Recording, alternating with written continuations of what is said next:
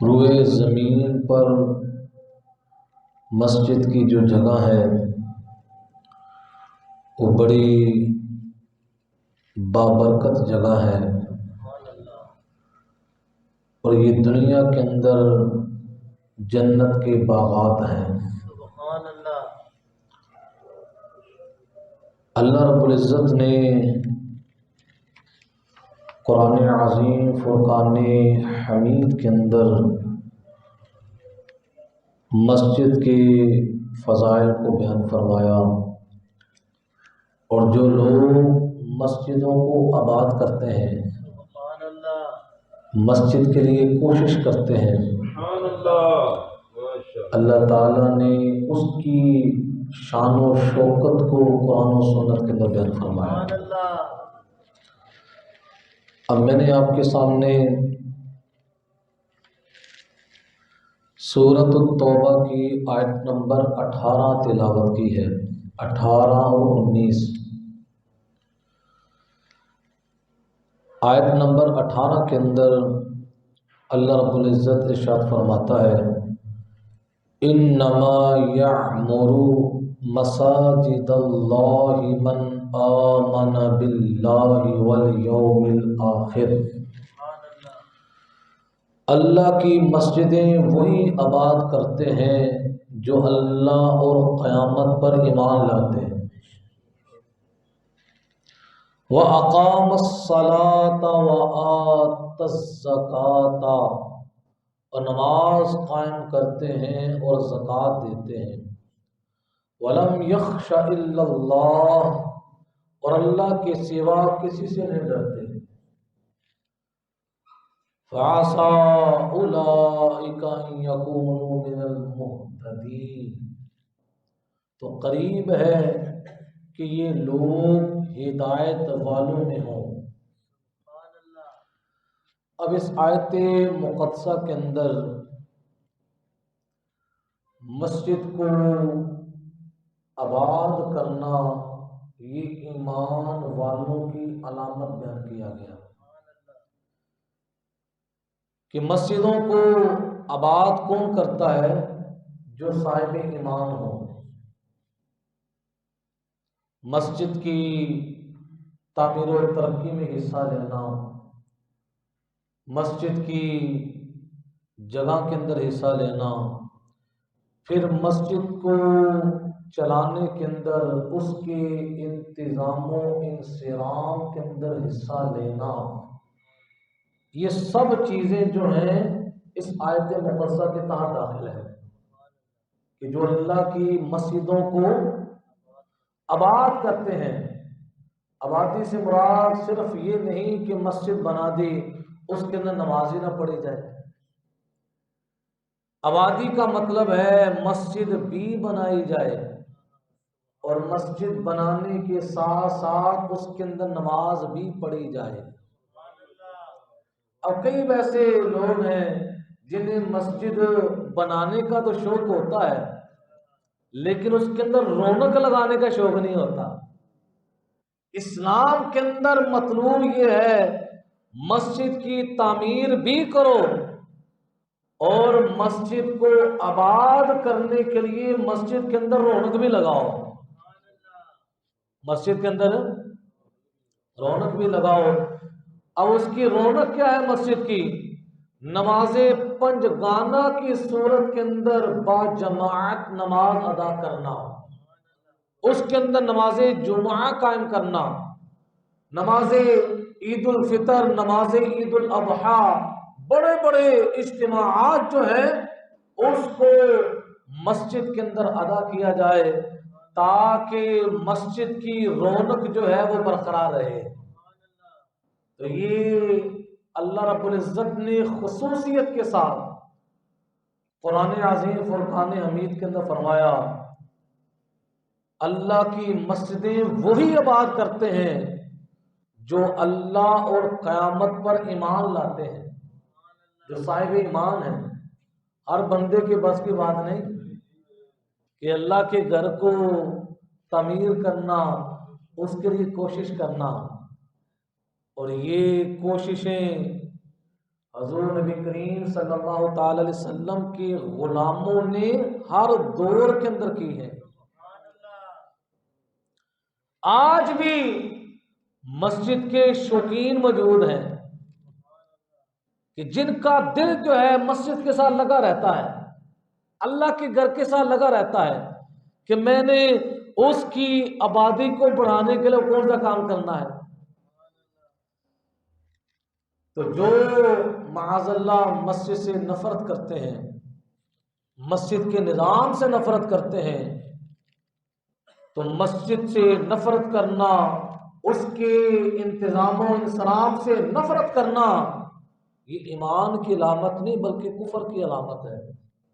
کس کی علامت ہے؟ کفر کی علامت ہے. اب حضرت سلیمان علی نبینا علیہ السلام نے بیت المقدس کے اندر آپ نے ایسا چراغاں فرمایا، ایسی روشنی فرمائی کہ میلوں میل اس کی روشنی دور تک جاتی تھی، اور اس روشنی کے اندر عورتیں اپنا چرخا کاٹ لیتی تھی. اتنی لائٹنگ ہوتی تھی کہ اللہ کے گھر کو مزین کیا جائے. آج جدید دور چل رہا ہے. پہلے وقت کے اندر یہ ہوتا تھا کہ مسجدیں بھی کچی ہوتی تھیں اور لوگ جس مکانات کے اندر رہتے تھے وہ بھی کچے ہوتے تھے، تو کام کرتا تھا.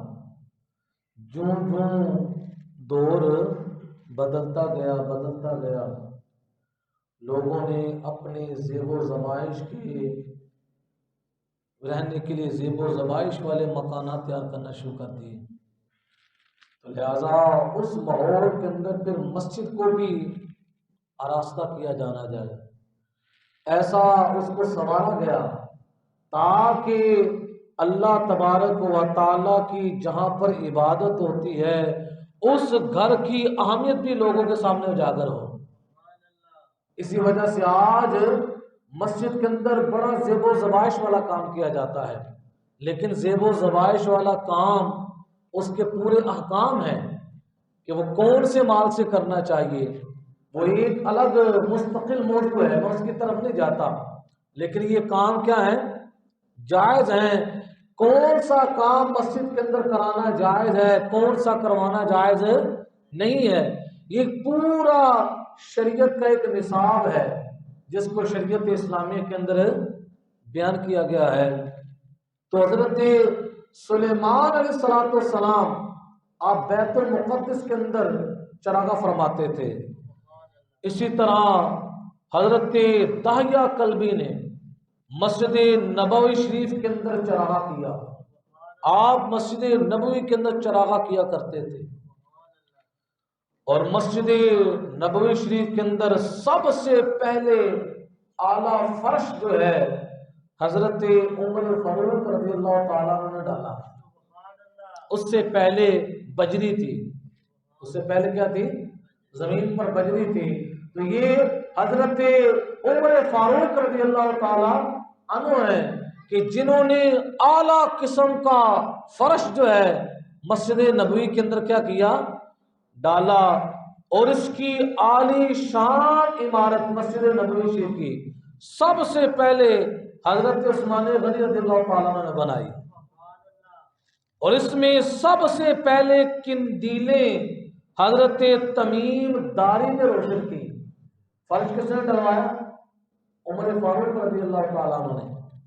اور اس کی اعلیٰ قسم کی تعمیر کس نے کروائی؟ حضرت عثمان غنی رضی اللہ تعالیٰ عنہ نے. اور اس کے اندر سب سے پہلے قندیلیں کس نے روشن کی؟ حضرت تمیم داری رضی اللہ تعالیٰ عنہ نے. اور عہد فاروقی میں رمضان کی تراویح کے موقع پر آپ نے چراغاں کیا. حضرت تمیم داری نے کیا کیا؟ مسجد کے اندر چراغاں لائٹنگ کی. اور حضرت مولا کائنات علی المرتضی رضی اللہ تعالی عنہ نے عمر فاروق رضی اللہ تعالی عنہ کو نور قبر کی دعا دی. اے عمر، اللہ تبارک و تعالیٰ تیری قبر کے اندر نور و روشنی پیدا فرمائے۔ اب صحابہ کرام تو مسجد بنانے والے ہیں، مسجد کو آباد کرنے والے ہیں، اور آج بھی صحابہ کرام کی اتباع کے اندر قیامت تک ایسے افراد پیدا ہوں گے کہ جو مسجدیں بنائیں گے بھی اور مسجدوں کو آباد بھی کریں گے۔ کیا کریں گے؟ آج بھی دیکھ لیں، اتنے گزرے دور کے اندر جب کسی کی سپورٹ نہیں ہے، یہ رسول اللہ صلی اللہ علیہ وسلم کا فیض ہے کہ حضور علیہ السلام کی امت اس دور کے اندر بھی مسجدوں کے ساتھ کھڑی ہے، مسجدوں کی تعمیر و ترقی کے اندر دن بہ دن اضافہ ہوتا جا رہا ہے۔ یہ رسول اللہ صلی اللہ علیہ وسلم کی امت کا مسجدوں کے ساتھ پیار ہے، محبت والا انداز ہے، اور جب تک یہ محبت والا انداز چلتا رہے گا تو اللہ تبارک و تعالی اپنے رحمت کی برسا فرماتا رہے گا۔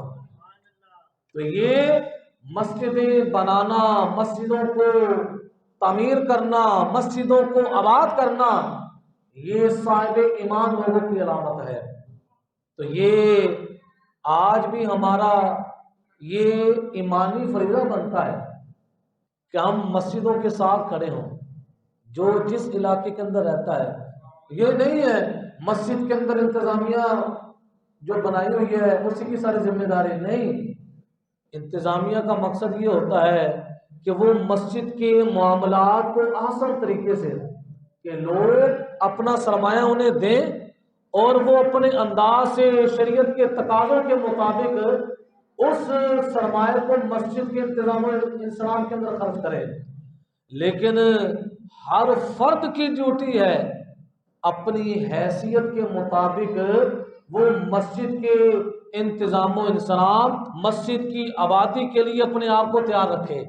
کیوں؟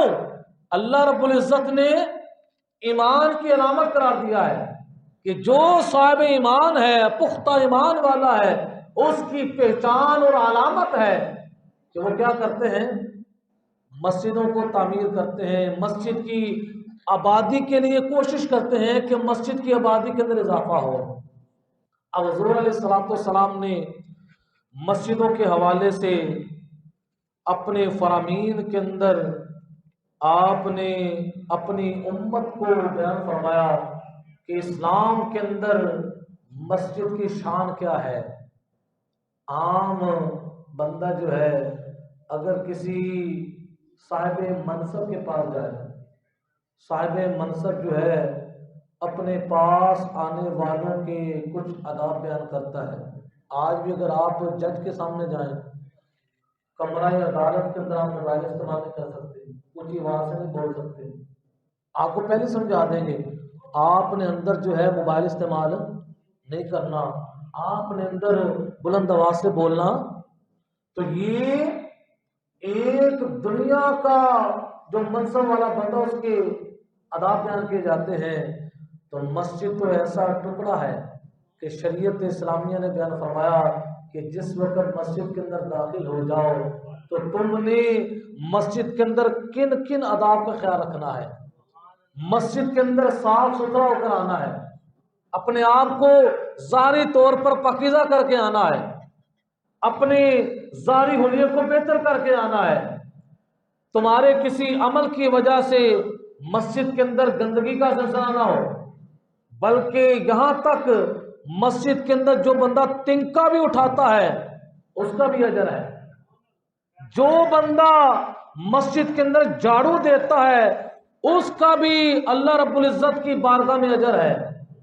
اور آج بھی اگر کوئی بندہ پریشان ہو، اس کی پریشانی حل نہ ہوتی ہو، تو یقین کریں اللہ کی رضا کے لیے اللہ کے گھر میں وہ ڈیوٹی دے، اللہ کے گھر کی صفائی کرے، اللہ تبارک و تعالیٰ اس کی تمام مصیبتوں پریشانیوں کو دور فرما دے گا۔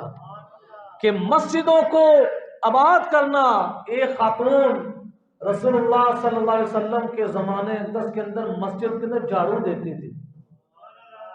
اب مسجد کا جو خادم ہے، اور یہ بھی میں آپ کو بتاتا جاؤں، جو مسجد کا خادم ہے اس کے ساتھ پیار کرنا رسول اللہ کی شان ہے۔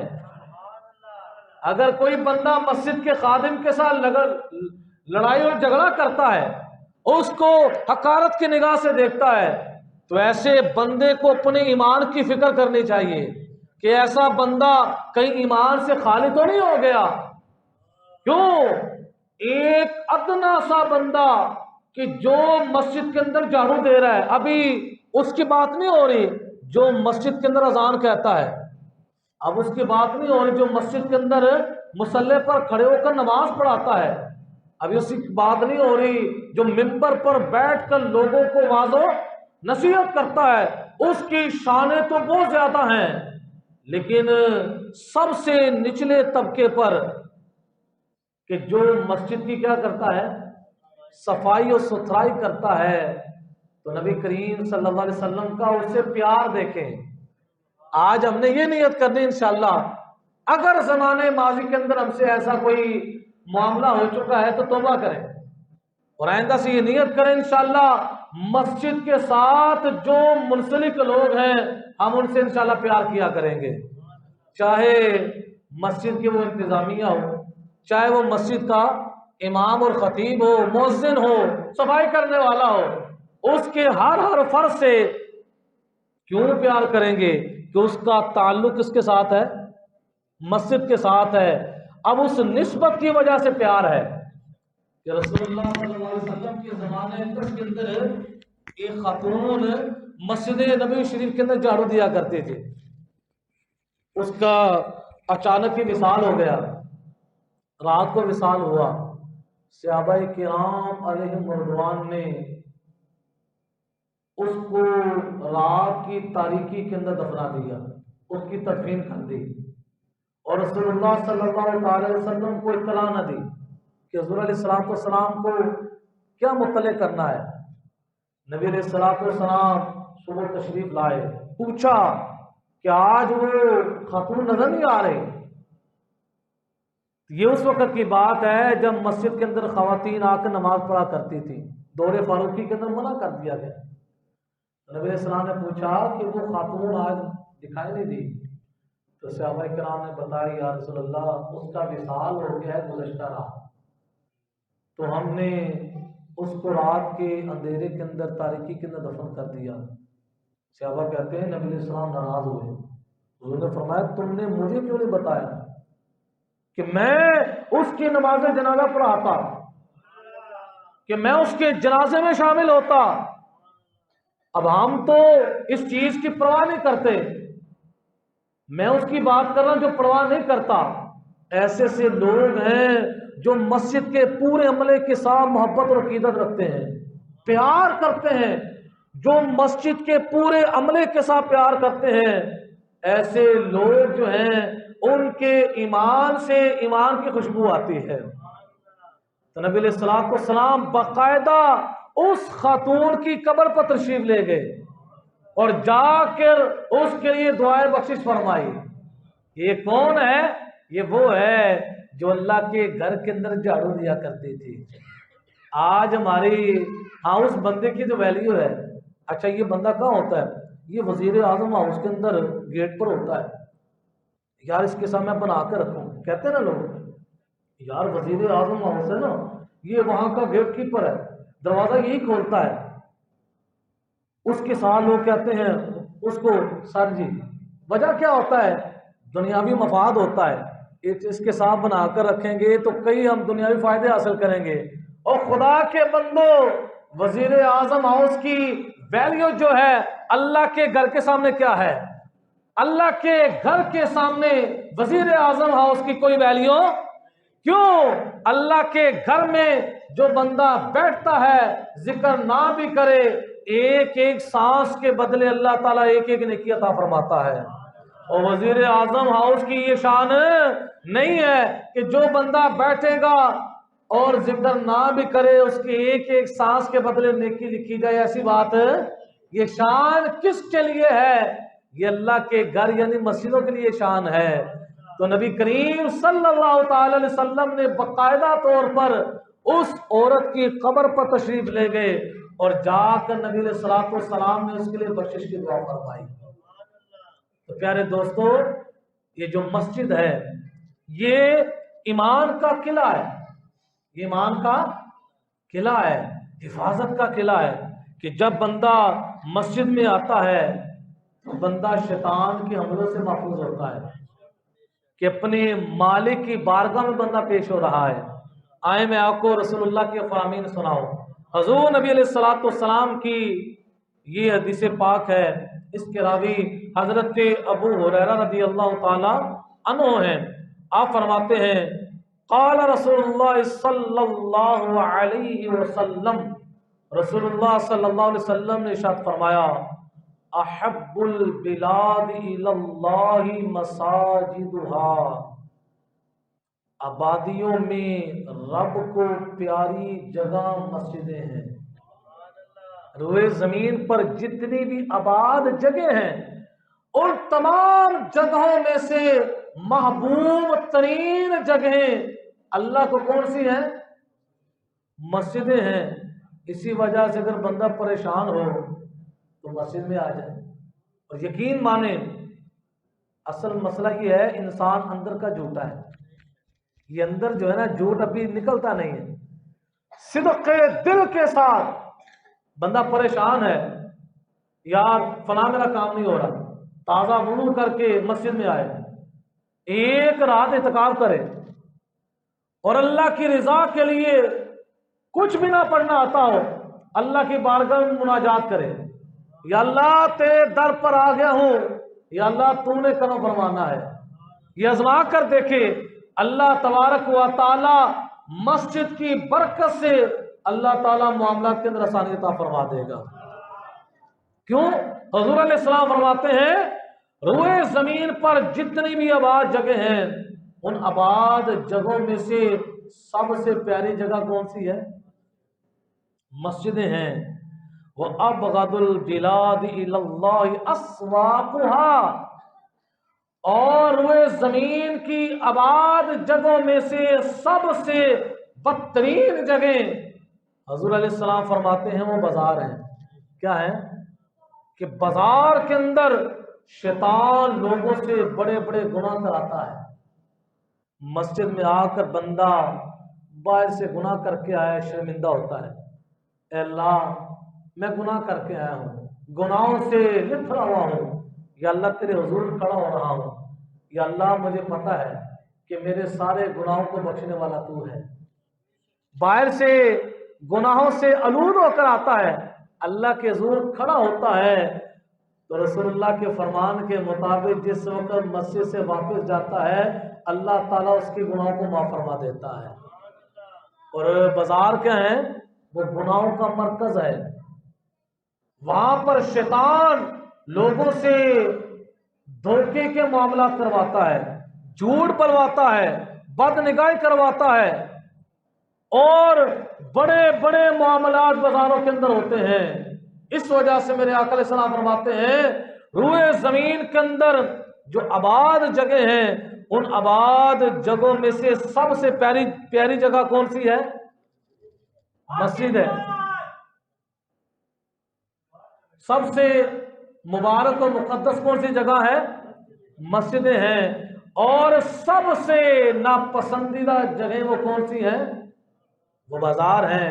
اور اگلی روایت کے اندر حضور نبی کریم صلی اللہ علیہ وسلم شاہ فرماتے ہیں، اس روایت کے راوی حضرت عثمان غنی رضی اللہ تعالیٰ عنہ، کتنی پیاری حضور علیہ السلام نے بشارت عطا فرمائی اپنے غلاموں کو کہ رسول اللہ صلی اللہ علیہ وسلم شاہ فرماتے ہیں من بنا للہ مسجدہ بنا اللہ لہ بیتن فی الجنہ، جو اللہ کے لیے مسجد بنائے گا اللہ اس کے لیے جنت کے اندر گھر بنائے گا۔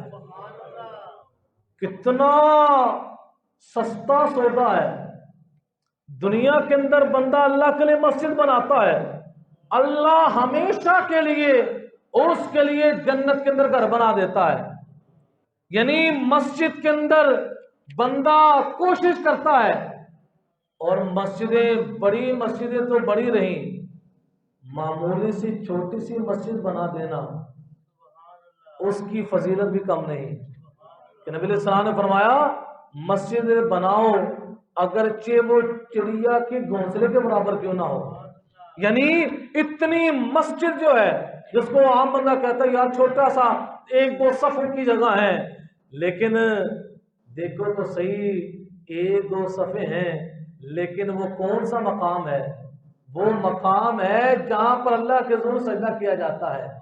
جو سجدہ کرتا ہے وہ عملی طور پر اپنے آپ کو توحیدی ثابت کرتا ہے، وہ عملی طور پر اللہ تعالیٰ کے وحدہ لا شریک ہونے کا ثبوت دیتا ہے کہ میں اس رب کے آگے سجدہ کر رہا ہوں جو رب وحدہ لا شریک ہے، جس کے سوا عبادت کے کوئی لائق نہیں ہے.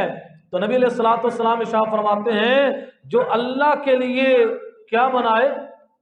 مسجد بنائے، اللہ تبارک و تعالی اس کے لیے جنت کے اندر گھر بناتا ہے.